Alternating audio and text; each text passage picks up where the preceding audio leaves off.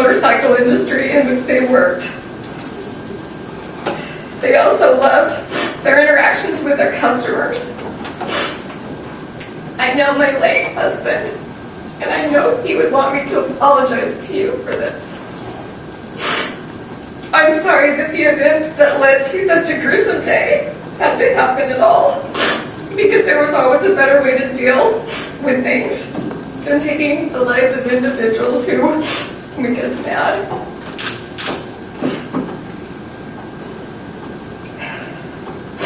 If that were the case, especially in my life, there would be a lot of dead people. Yet 5 killers, 5 survivors, and in every case, a system that came dangerously close to failing completely. These men operated for years, some for decades. They were careful, calculated, and convinced they had left no witnesses behind. They were wrong. Tonight, we look at 5 of the most dangerous serial killers in modern history, and the surviving victims whose courage brought each one of them down. You will hear about a woman found chained by her neck inside a locked metal container, a blood sample that sat in a freezer for 15 years, and a killer who was arrested with his next victim already tied to a bed. It just seems like Stay with us, because the details of how each of these killers was finally exposed will stay with you long after this video ends. I have a conversation with him. Face to face, nobody around, just face to face. There's only 3 people that know exactly what happened. And the one I trust the most is my son, and he can't answer those questions right now. Anthony Sowell was not a stranger to the system. The system knew exactly who he was. He was a former United States Marine.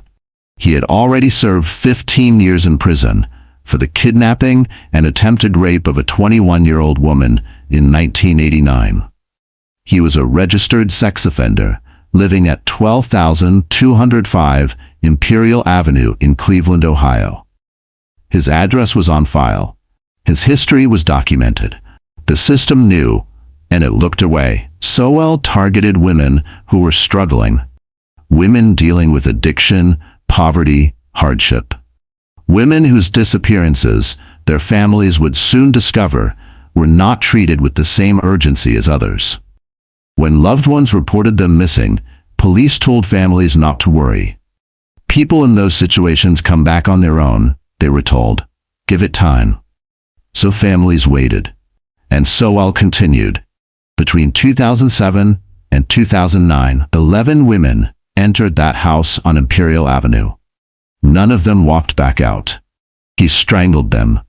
He hid their bodies in crawl spaces, in the basement, on the 3rd floor, and in the backyard. One skull was found later, wrapped in a paper bag, inside a bucket. The smell that drifted through the neighborhood for months was real. The complaints were real, and the explanation, a nearby sausage factory, was enough to keep everyone from looking closer. On September 22, 2009, Sowell made a mistake. A woman named Latundra Billups visited his home. After a few drinks, Sowell became violent. He beat her, he choked her, he assaulted her as she lost consciousness. But she woke up, and she walked out of that house, and she reported him. On October 29, 2009, officers entered 12205 Imperial Avenue. They found 2 bodies that first day. They came back the next morning and found more. By the time the search was complete, 11 women had been recovered from inside and around that property. Sowell was arrested on Halloween, October 31, 2009, 2 days after the first discovery. In 2011, he was convicted and sentenced to death. The city of Cleveland later paid $1 million in settlement to 6 of the victims' families, a formal acknowledgement that the system had failed these women long before Sowell ever did. Anthony Sowell died in prison on February 8, 2021, from a terminal illness. 11 women lost, and a city left to answer for why it took so long to listen. Every case in this video follows the same pattern. Not in the way the killers operated, but in what allowed them to continue. There were signs, there were reports, there were people who tried to raise the alarm. And in each story, it took one surviving voice to make the world finally stop and listen. Keep that in mind, because our next case takes us to Kansas City, where a killer operated across 2 separate decades, and where a single blood sample, sitting forgotten in a freezer for 15 years, would eventually tell the whole story. Lorenzo Gilyard had a job, a neighborhood, a life that looked from the outside completely ordinary. He was a trash company supervisor in Kansas City, Missouri. The kind of man people passed every day without a second thought. Unremarkable, forgettable, exactly the way he needed to be. Because between 1977 and 1993, Lorenzo Gilyard was killing women across Kansas City, and nobody knew. His victims were found in secluded locations, dumped and left, each one shoeless, each one with cloth or paper stuffed inside their mouth, each one with ligature marks around their neck. The signature was consistent. The killer was disciplined, and for years he was invisible. Authorities suspected him in the deaths of as many as 13 women. But suspicion without evidence is just a feeling, and Gilyard understood that better than anyone. In 1987, during an investigation, Gilyard provided a blood sample to police. That sample was placed in a freezer, and there it stayed for 15 years, while Gilyard went home, went to work, and continued his life as though nothing had happened, because as far as the system was concerned, nothing had. It was not until 2003 and 2004 that advances in DNA technology allowed investigators to pull that sample back out and test it properly. The results matched Gilyard to 12 murders, 15 years, sitting in a freezer, and the answer had been there the entire time. But DNA alone does not always close a case. What strengthened the prosecution, what helped establish the pattern of behavior, the selection of victims, the method, was the testimony of women who had survived encounters with Gilyard, women who came forward and spoke, women who made sure the jury understood exactly what kind of man was sitting in that courtroom. Gilyard was arrested in April 2004, after detectives had been quietly watching him for days. On March 16, 2007, he was convicted on 6 counts of first-degree murder. At sentencing, the judge asked if he had anything to say. Gilyard looked up and said 8 words. "No matter what I say, it doesn't matter." The judge sentenced him to 6 consecutive life terms without parole. "I want you to get up every single day for the rest of your life, look in the mirror, and say, 'This is what I have done.'" He has maintained his innocence ever since. The families of his victims have not had that choice. Board and deceased Shatisha Shealy, Angela Deskins, and Sherelda Terry to your apartment for your depraved purposes. You went on to abuse the corpses of these 3 victims. You stripped them from the waist down. You folded them in half, binding them so that their feet were up by their ears. East Cleveland, Ohio. The same city, the same streets. Less than 4 years after Anthony Sowell was arrested. You would think the city had learned something. Michael Madison was born in 1977. He was a convicted sex offender. He lived in an apartment building on Breckenridge Avenue, and between September 2012 and July 2013, 9 months, he killed 3 women and hid their bodies within walking distance of where he slept every night. The mayor of East Cleveland would later say publicly that he believed Madison had been inspired by Anthony Sowell. One killer studying another. A city repeating its own nightmare. His 3 victims were Shatisha Shealy, 28 years old, last heard from by her family in September 2012. Angela Deskins, 38, who lost contact with her family in May 2013. And Sherelda Terry, just 18 years old, who had met Michael Madison 1 week before she disappeared. 1 week. He wrapped their bodies in garbage bags and left them near his building. Close enough that the smell, again, was noticeable. Close enough that discovery was always a matter of time. But time in cases like these is never free. What brought Madison to the attention of investigators was a woman he had attacked before, a prior victim. She had reported him, and when 3 bodies were found near his apartment, that report, her words, her account of what he was capable of, allowed authorities to move quickly and connect him directly to the murders. When Madison was brought in for questioning, he did not stay silent for long. He signed a 4-page confession. In it, he described choking Shatisha Sheely. He described folding her body, placing her inside trash bags, storing her in his garage for months. He described it the way someone might describe a task they had completed. Without weight, without remorse. On May 5, 2016, Michael Madison was found guilty on all 13 counts. The jury deliberated for less than 1 day. At sentencing on June 2, 2016, as the courtroom filled with the families of 3 young women, Madison smirked. Cherelle Terry's father saw it, and he lunged. The courtroom erupted. Officers intervened, and when order was restored, the judge sentenced Michael Madison to death. The Ohio Supreme Court upheld that sentence unanimously in July 2020. 3 women, 9 months, and a killer who never imagined that one survivor's report would be the thing that finally gave investigators everything they needed. We are halfway through.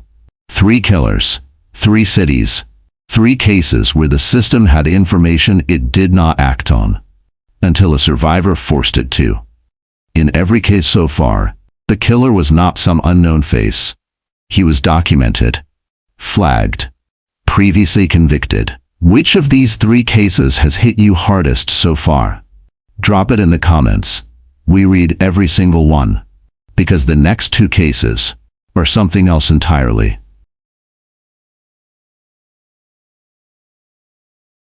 So I put my hand to his throat, and just for a few seconds, because before that he's very strong, he just completely turned around and grabbed me by the throat. He said, now I'm going to show you what I'm going to do to you. And he had me by the throat to the point that I couldn't breathe. So I put my hands up in the air like a surrender, because I couldn't talk. And that's when he finally let go. Okay. And as you're describing it, this is somebody that you're in an intimate relationship with. Is that right? Well, intimate. I see him maybe 2-3 months, maybe. Okay. And how did the 2 of you meet? Bruce McArthur did not look like what he was. He was 66 years old, a self-employed landscaper working in the quiet residential neighborhoods of Toronto, Canada. He was known to his clients as reliable, friendly, and hardworking. He trimmed hedges, he planted flowers, he showed up on time and did the job well. Nobody suspected a thing, and that was exactly the point. Between 2010 and 2017, McArthur targeted men from Toronto's gay village community. He lured them to his home, strangled them, and dismembered their bodies. He then buried their remains inside large garden planters, at the very properties where he worked as a landscaper. He used his profession as his disposal method. He hid his victims in the ground and then returned season after season to tend the gardens above them. 8 men were killed: Andrew Kinsman, Selim Essen, Majid Kaihan, Sarush Mahmoodi, Dean Lisowick, Skandaraj Navaratnam, Abdul Basir Faizi, and Kirushna Kumar Kanagaratnam. 8 men, 7 years, and a city that had missed every sign, because the signs were there. In 2001, McArthur attacked a man with a metal pipe. He received a 2-year conditional sentence. He served no prison time. In 2016, 15 years later, he was arrested again, this time for allegedly attempting to strangle a man inside his van. Police interviewed him. They found him credible. They released him without conditions. That decision would later face some of the most intense scrutiny in the history of the Toronto Police Service. What finally changed everything was a man who had previously survived an assault by McArthur. He reported the suspicious behavior. That complaint became the foundation on which investigators built their surveillance operation. They watched McArthur. They studied his movements. They gathered what they needed. On January 18, 2018, they moved in. What they found when they arrested Bruce McArthur stopped investigators cold. A potential ninth victim was chained to a bed inside his home. His killing spree was not winding down. It was ongoing. They had arrived in time, but barely. A search of his computer revealed 8 folders, each one labeled with a victim's name. Each one containing photographs, some of the men alive, some of them not. And sitting alongside those 8 folders was a 9th, labeled with the name of the man they had just found tied to the bed. He had already been planning what came next. McArthur pleaded guilty to 8 counts of first-degree murder. He was sentenced to life in prison with no eligibility for parole for 25 years, the maximum the Canadian justice system could deliver.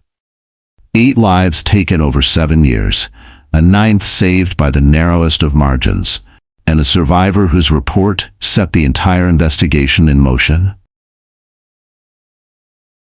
Such a gruesome day had to happen at all, because there was always a better way to deal with things. Said that he's sorry for what he did to David.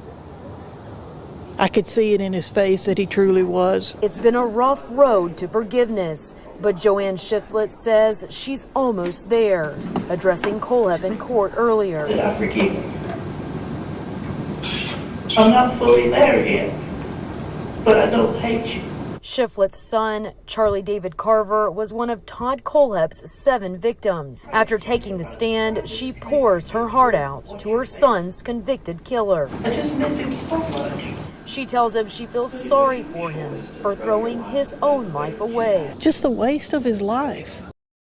Todd Kohlhepp was, by every visible measure, a success story. He was a licensed real estate agent in Spartanburg County, South Carolina. He owned property. He ran a business. He had clients, reviews, a professional reputation. On paper, he was exactly the kind of person nobody looks at twice. But Todd Kohlhepp had a history that told a very different story. At 15 years old, he forced a 14-year-old neighbor at gunpoint back to his home, tied her up, and raped her. He was convicted and served 14 years in prison. He was released. He rebuilt his life, got his real estate license, and moved forward. And then, in November 2003, he walked into Superbike Motorsports, a motorcycle dealership in Chesney, South Carolina, and shot 4 people dead. The owner, Scott Ponder, 30 years old, the service manager, Brian Lucas, 29, the mechanic, Chris Sherbert, 26, and the bookkeeper, Beverly Guy, 52 years old. Scott Ponder's mother. His reason, he would later confess, was that he felt the staff had mocked and disrespected him. 4 people dead because he felt disrespected. The case went unsolved. For 13 years, the Superbike massacre was one of the most haunting cold cases in South Carolina history. Investigators had no suspect, families had no answers, and Kohlhepp went home, went back to work, and continued building his life on top of what he had done. In December 2015, the young married couple, Johnny Joe Coxey, 29, and Megan Lee McCraw Coxey, 26, were hired by Kohlhepp to do work on his rural property. They went to the land. They never came back. Their bodies were later found buried on the property. Then came Carla Brown and her boyfriend, Charlie Carver. They responded to a job listing posted by Kohlhepp. They drove out to his property in August 2016. Charlie Carver was shot and killed. Carla Brown was chained by her neck inside a metal storage container on Kohlhepp's land, 30 feet long, 15 feet wide, locked from the outside, no windows, no light, no way out. She was kept there for 2 months. On November 3, 2016, investigators tracked the last known signal from Carla Brown's phone to Kohlhepp's property. They arrived, they searched, and when they opened that container, she was alive, exhausted, but alive. And she remembered everything, every detail, every conversation, Every confession Kohlhepp had made to her during those 2 months, believing she would never be found.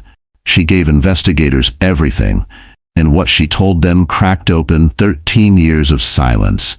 The cold case, the motorcycle shop, the 4 people who had been shot dead in 2003 for no reason that any reasonable person could understand. Calla Brown's testimony tied it all together. Additional bodies were recovered from the property. Kohlhepp was charged, and after his arrest, he wrote a letter to a local newspaper. In it, he said 7 words that made it clear the full truth may never be known. Yes, there is more than 7. Todd Kohlhepp pleaded guilty to 7 counts of murder. He was sentenced to 7 consecutive life terms without the possibility of parole. The judge, looking at him across the courtroom, called him the most prolific serial killer in South Carolina history. Calla Brown was never supposed to survive. She was isolated, chained, and invisible to the world. But she held on, and when investigators finally reached her, she handed them everything they needed to close one of the longest cold cases in the state's history. She did not just survive, she delivered justice. These men believed they were untouchable. They had operated in the open, in ordinary neighborhoods with ordinary jobs and ordinary faces. They had been investigated, flagged, arrested, and released. And each time, they walked away believing the same thing, that nobody was paying close enough attention, that they had covered their tracks well enough, that the people they had hurt would stay quiet.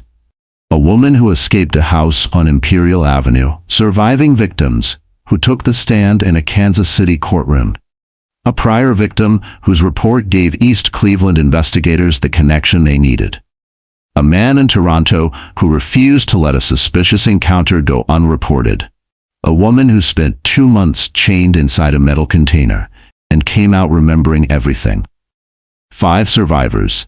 5 moments where the outcome could have been very different. 5 times that the truth survived when it was never supposed to. The victims in these cases, the ones who did not make it home, deserve to be remembered with the same weight we give to the investigations that followed. Their names are not footnotes. They are the reason this story matters. And to the survivors, the ones whose courage this entire video rests on, what they did took something that goes beyond bravery. It took the decision to speak, in a world that had already shown it might not listen. That is what brought 5 of the most dangerous killers in modern history to justice. Not just investigators, not just DNA or surveillance or courtroom testimony.